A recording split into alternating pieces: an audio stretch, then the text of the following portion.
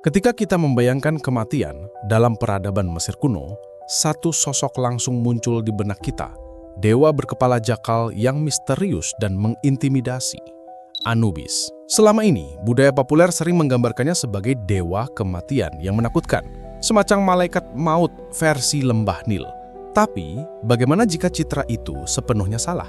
Bagaimana jika peran sejatinya bukanlah sebagai pembawa akhir, melainkan sebagai pelindung arwah yang paling setia?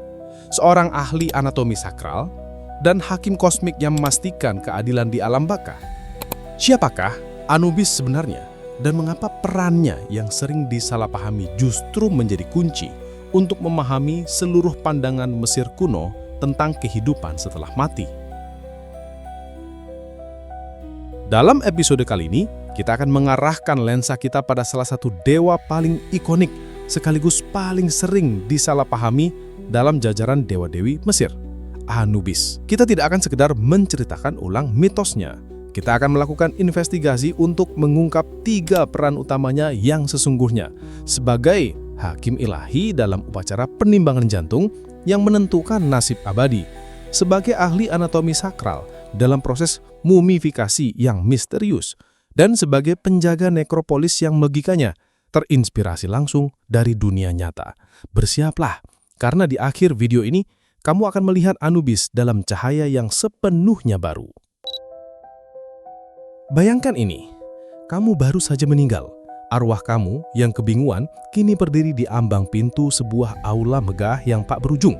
Di sisi kamu berdiri sesosok pemandu yang tenang dan berwibawa. Dialah Anubis. Peran Anubis yang paling dramatis dan krusial adalah sebagai penjaga neraca kosmik dalam upacara penimbangan jantung. Seperti yang digambarkan dengan sangat detail dalam Papirus Ani dan berbagai versi kitab kematian, setelah seseorang meninggal, arwahnya akan dibinding oleh Anubis menuju aula dua kebenaran. Disinilah takdir abadi mereka dipertaruhkan. Di satu sisi, teraca emas, Anubis akan meletakkan jantung sang arwah, yang bagi orang Mesir kuno bukan sekedar organ, melainkan pusat dari kecerdasan, emosi, dan seluruh catatan moralitas hidup seseorang. Di sisi lain, diletakkan sehelai bulu urung unta yang ringan milik Dewi Ma'at, Dewi kebenaran, keadilan, dan keteraturan kosmik. Anubis dengan tatapan tajamnya akan mengawasi proses ini dengan presisi mutlak. Jika jantung kamu terbukti lebih ringan atau seimbang dengan bulu itu, kamu dianggap ma'akheru atau benar suaranya dan berhak melanjutkan perjalanan menuju surga abadi yang disebut A'aru, ladang ilalang, tempat kebahagiaan kekal. Namun, jika jantung kamu lebih berat karena dipenuhi dosa, kebohongan, dan kejahatan, neraca akan miring.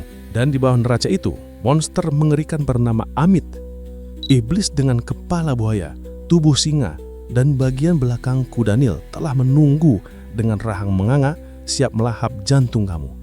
Ini bukanlah hukuman neraka, melainkan pemusnahan total. Eksistensi kamu akan lenyap selamanya. Dalam momen paling krusial ini, Anubis bukanlah algojo yang kejam. Ia adalah hakim yang adil, pemandu yang tenang, dan penjamin bahwa setiap jiwa mendapatkan pengadilan yang semestinya. Jauh sebelum menjadi hakim di alam baka, peran Anubis sudah dimulai tepat saat kematian itu sendiri terjadi. Ia adalah dewan utama pembalseman, sang tuan tanah suci yang mengawasi setiap langkah dalam ritual mumifikasi yang rumit. Para pendeta yang melakukan proses ini yang disebut Herisesta bahkan mengenakan maskar kepala jakal yang sangat realistis untuk menyalurkan spirit dan keahlian Anubis. Mereka bukan sekedar bekerja, mereka menjadi perwujudan sang dewa di dunia. Menurut mitos, Anubislah yang menemukan dan menyempurnakan seni pembalseman saat ia dengan setia merakit kembali tubuh Osiris yang telah dimutilasi oleh saudaranya yang pedengki Set. Dengan bantuan Dewi Isis dan Nephthys, Anubis membungkus jasad Osiris dengan perban linen, menjadikannya mumi pertama di dunia dan membangkitkannya sebagai penguasa dunia bawah.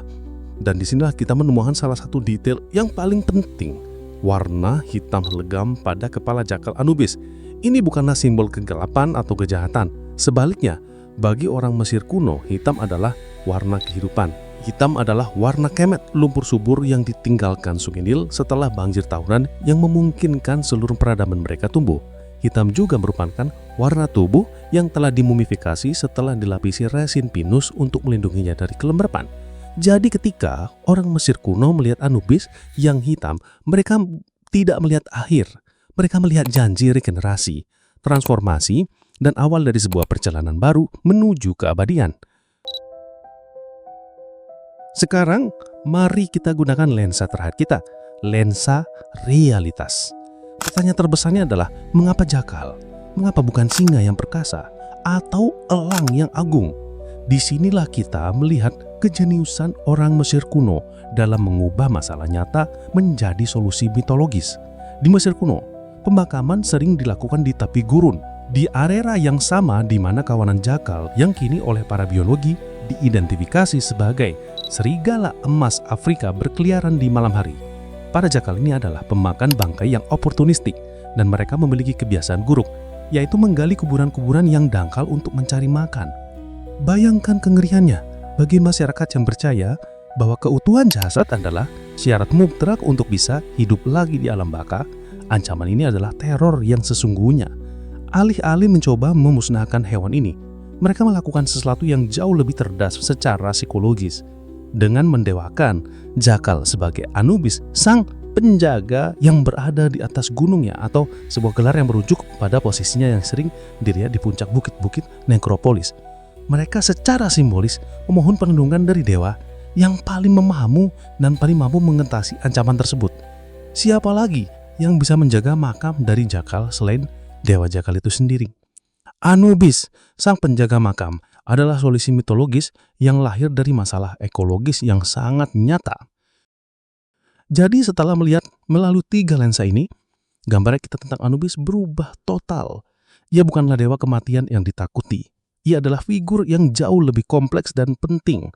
Seorang hakim ilahi yang memastikan keadilan di alam baka. Seorang teknisi sakral yang mempersiapkan jasad untuk perjalanan menuju keabadian, dan sebagai penjaga nekropolis yang logikanya terinspirasi langsung dari dunia nyata. Ia tidak mengambil nyala, ia melindungi perjalanan arwah setelah nyawa tiada. Anubis merepresentasikan pandangan Mesir kuno yang canggih dan penuh harapan terhadap kehidupan setelah mati. Sebuah perjalanan yang memerlukan keadilan, persiapan, dan perlindungan. Ia adalah simbol transisi, bukan akhir. Anubis adalah salah satu dari banyak dewa yang mengawasi dunia bawah. Menurut kamu, dewa akhirat dari mitologi Nanaki yang paling menarik untuk kita bedah? Apakah Hades dari Yunani, Hel dari Norse, atau mungkin Batara Kara dari Nusantara?